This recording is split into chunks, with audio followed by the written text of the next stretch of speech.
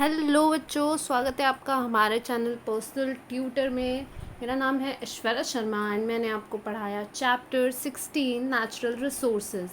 तो अब उसके एक्सरसाइज के सॉल्यूशंस देखते हैं। सो क्वेश्चन नंबर फर्स्ट है, describe natural resources with reference to the following three types. तो आपको नेचुरल रिसोर्सेज समझाने हैं इन तीनों अलग अलग टाइप्स में। सो फर्स्टली है mineral resources. Mineral resources. A mineral is a pure inorganic substance that occurs naturally in the earth's crust. Mineral एक pure inorganic substance होता है जो हमारे earth के crust से हमें मिलता है. A large part of earth's crust is made up of minerals. A mineral deposit is a concentration of naturally occurring solid, liquid or gaseous material in or on the earth's crust in such form and amount that its extraction and its conversion into useful materials or items is useful. तो mineral deposit जो होता है is a concentration, उसमें बहुत सारे naturally occurring solid, liquid, gaseous materials होते हैं जो अर्थ के क्रस्ट में हमें मिलते हैं और उसे हमें एक्सट्रैक्ट कर निकालना पड़ता है और फिर कन्वर्ट करना पड़ता है यूज़फुल फॉर्म में. Mineral resources are non-renewable and include metals such as iron, copper and aluminium and non-metals such as salt, gypsum and clay.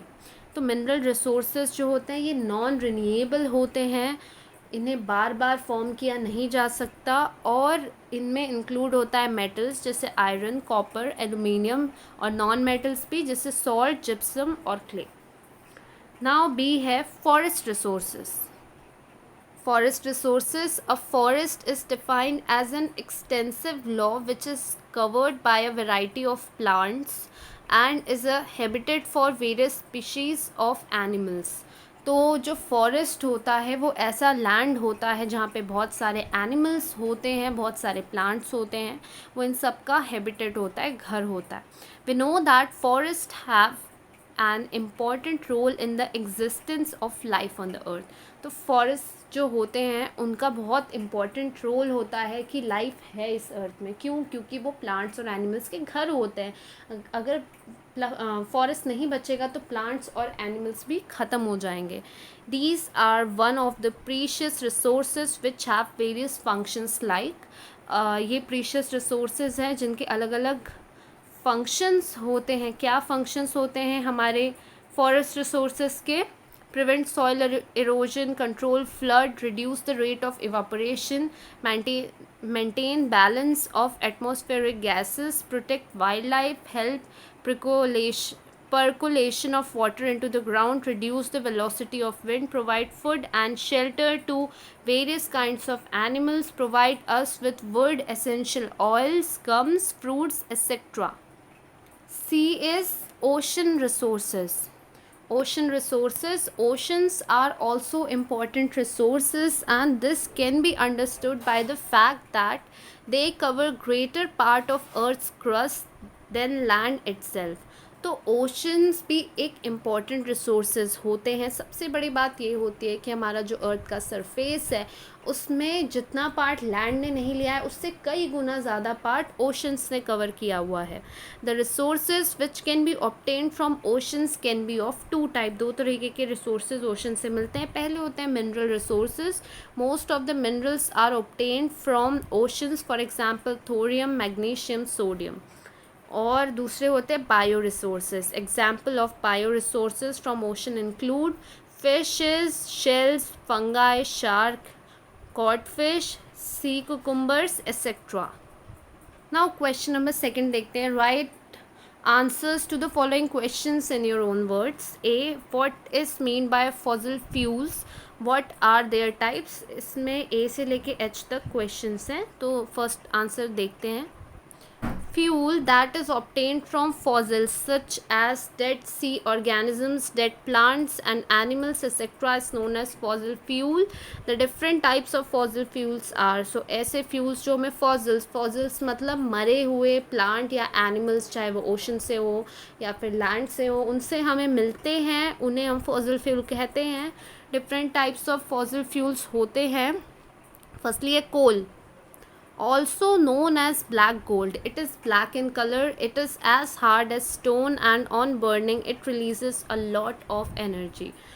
तो ये ब्लैक कलर का होता है गोल्ड की तरह, और मतलब इसे ब्लैक गोल्ड कहा जाता है, आई मीन नॉट गोल्ड की तरह, और ये हार्ड होता है स्टोन की तरह, और इसे बर्न करने से एनर्जी रिलीज़ होती है.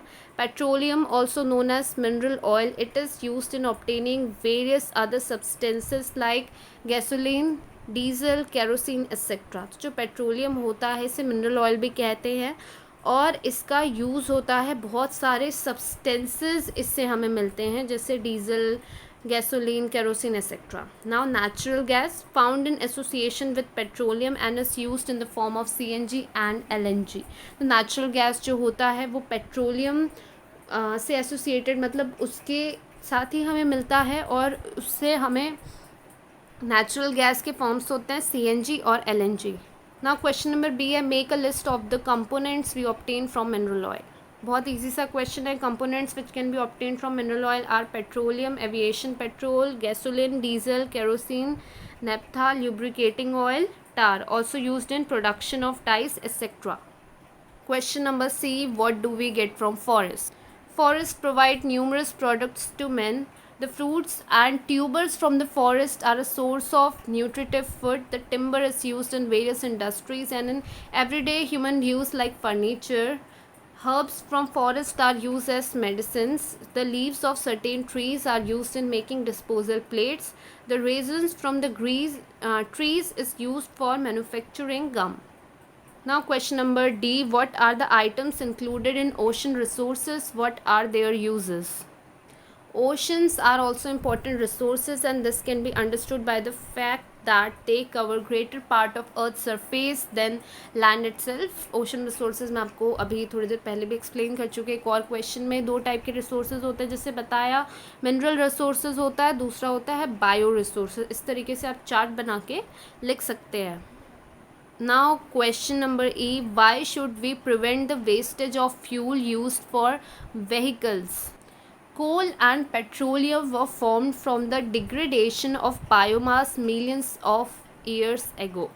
The reserves of these resources are limited and they take a very long time to form. If these are not used judiciously, they will soon get exhausted. तो कोल और पेट्रोलियम जो होता है वो क्या होता है, बायोमास के डिग्रेडेशन से बनता है मिलियंस ऑफ ईयर्स में. तो ये क्या है, बहुत लिमिटेड है और बनने में बहुत समय लेता है. तो यदि हमने इसे सही से नहीं किया तो कुछ टाइम बाद सारे कोल और पेट्रोलियम ख़त्म हो जाएंगे. F, why is the diversity of plants and animals in the forest declining? The diversity of plants and animals is declining in forest because of several reasons. आप इस आंसर में खुद के भी कुछ पॉइंट्स बनाने की कोशिश करना, क्योंकि इस क्वेश्चन का आंसर तो हर बच्चे को आना चाहिए कि क्यों प्लांट्स और एनिमल्स कम होते जा रहे हैं. सो फर्स्ट है हैबिटेट लॉस्ट एंड फ्रेगमेंटेशन. बहुत ज़्यादा बायोडाइवर्सिटी का लॉस इसलिए हो रहा है क्योंकि हैबिटेट डिस्ट्रक्शन हो रहा है. हम डिफॉरेस्टेशन कर रहे हैं, प्लांट्स को काट देते हैं, पल्यूशन बढ़ रहा है, और हैबिटेट फ्रेगमेंटेशन जो हो रहा है ये क्या कर रहा है, इस breaking up of habitat of particular species into fragments. Then second है ओवर एक्सप्लॉयटेशन, मतलब ज़रूरत से ज़्यादा यूज़ करना. लोग बहुत ग्रीडी हैं और नेचुरल रिसोर्सेज को एक्सप्लॉइट कर रहे हैं, ख़त्म करते जा रहे हैं, अपने पैसों के लिए प्लांट्स को, एनिमल्स का यूज़ करते जा रहे हैं. इस कारण से प्लांट्स एनिमल्स की जो स्पीशीज़ है धीरे धीरे एक्सटेंट होते जा रही है, मतलब ऐसा है कि ख़त्म होती जा रही है. Alien species invasion, the unintentional और deliberate introduction of alien species causes a decline in the number of indigenous species. Alien species prove invasion and affect the survival of native species in a grave manner. For example, the Nile perch introduced in Lake Victoria led to the extinction of more than 200 species of cichlid fish in the lake.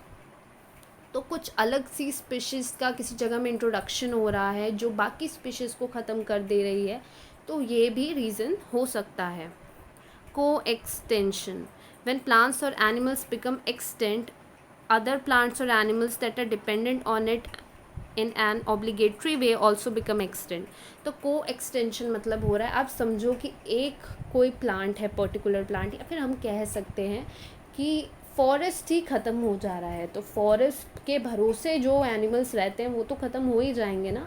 तो यही reason होता है कि को extension की साथ में extent हो रहे हैं। अगर प्लांट्स एक्सटेंट हो रहे हैं तो उनके कारण एनिमल्स भी एक्सटेंट होते जा रहे हैं, तो ये भी एक रीज़न है।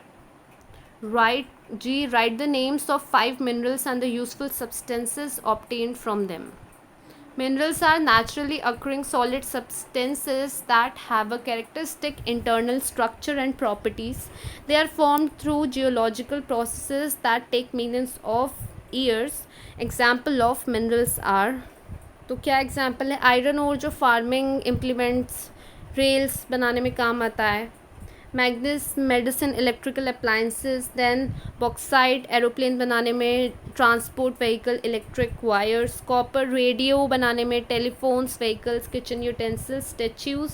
देन माइका, इसका काम आता है, ये आयुर्वेदिक मेडिसिन है। Dielectric machines, equipments, wireless communication equipments.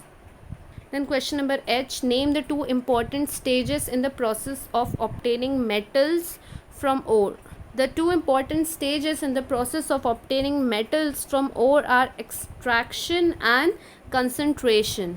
Now question number 3, what steps taken for protection and conservation of natural resources. तो स्टेप्स क्या है कंजर्वेशन ऑफ मिनरल के? Improving the technology to allow use of low grade ores at low cost, recycling of metals using scrap metals, using the available minerals in a planned manner, conservation of forest, indiscriminate deforestation should be prohibited, wastage of timber and firewood should be avoided, forest fires should be prevented, reforestation of deforested areas should be undertaken, conservation of water, clothes should be washed in washing machines only when the machine is filled to its maximum loading capacity, taps must be closed while washing utensils, brushing teeth, shaving, etc. Trees should be planted in the monsoon season when temperatures are lower and rainfall is sufficient. Question number 5 is, how does the economic condition of a nation depends on its natural resources? किसी भी जगह की economic condition उसके natural resources पे कैसे depend होती है? The economic condition of a nation depends on its natural resources, और ये explain कर सकते हैं from the example of coal और petroleum. नेचुरल रिसोर्सेज जैसे कोल, पेट्रोलियम, नेचुरल गैस, ये क्या होते हैं? इंजन होते हैं एक कंट्री को भगाने के लिए मतलब उसकी ग्रोथ को, उसकी डेवलपमेंट को भगाने के लिए जितनी भी इंडस्ट्रियल प्रोजेक्ट्स होते हैं वो एनर्जी के बेसिस पे ही होते हैं और उनमें नेचुरल रिसोर्सेज की ज़रूरत होती है।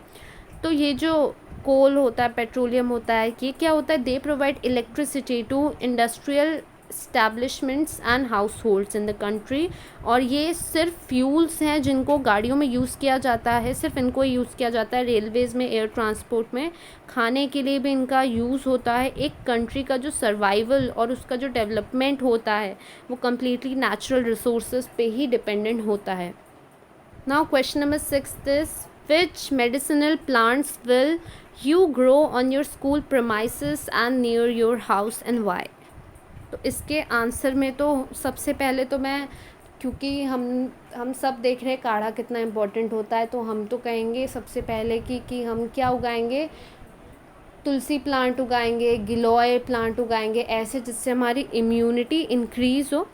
इसके अलावा आप कुछ यहाँ पे देख सकते हैं, यूकलिप्टस आप लिख सकते हैं, नीम तो मैंने आपको कहा, सिनेमन आप लिख सकते हैं, it can be use in the treatment of diarrhoea and nausea, और बाकी जो मैं जिनकी बात कर रही हूँ आप ये चीज़ें भी लिख सकते हैं। आप गिलोय लिख सकते हैं क्योंकि ये हमारी इम्यूनिटी बूस्टर होता है, इम्यूनिटी बढ़ाने में हेल्प करता है। अश्वगंधा का जो प्लांट होता है आप वो लिख सकते हैं, वो भी स्ट्रेस रिलीवर होता है। तो इस तरीके से आप ये क्वेश्चन ऐसा है कि इसका आंसर आप खुद से लिखें, आप खुद सोचें कि ऐसे कौन से प्लांट्स हैं, मेडिसिनल प्लांट्स हैं जो मेडिसिन की तरह हेल्प करते हैं। एलोवेरा लिख सकते हैं, एलोवेरा स्किन के लिए अच्छा होता है, एलोवेरा पेट को भी ठंडा करता है, ये भी आप लिख सकते हैं। तो ये सब आप लिख सकते हैं। तो मैं इस क्वेश्चन का आंसर आप खुद से लिखिए, बहुत इंटरेस्टिंग होगा लिखना। आप थोड़ा मालूम कीजिए कि कौन से प्लांट्स अच्छे होते हैं मेडिसिनल, जिनकी क्वालिटीज़ होती है, और आप उसे आंसर में लिखिए।